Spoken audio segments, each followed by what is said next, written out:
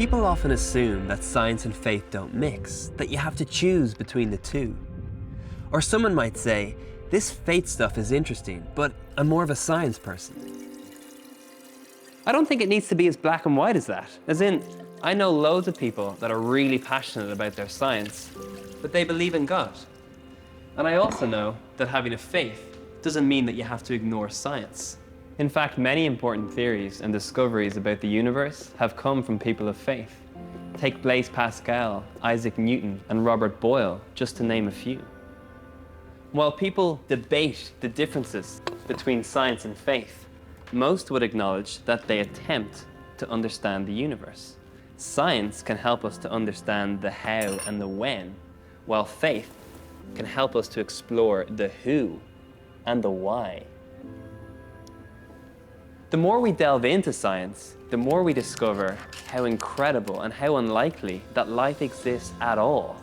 Take the English physicist Paul Davies. He says that the laws of physics seem to be the product of an exceedingly ingenious design.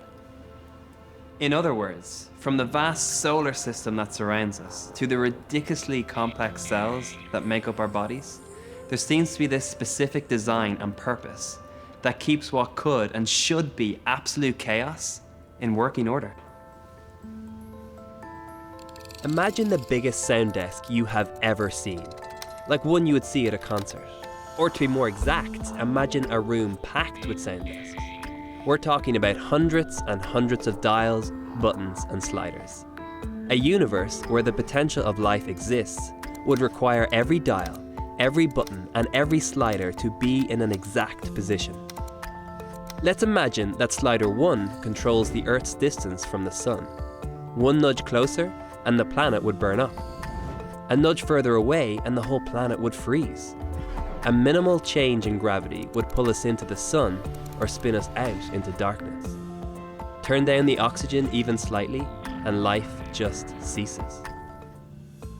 The American scientist Francis Collins explains that there are 15 constants in the universe, things like gravity, the speed of light, and the boiling point of water. Each of these constants has precise values, and if one of these constants is out by even 0.000001, not only will the universe not be able to sustain human life, but there might not even be stars or planets.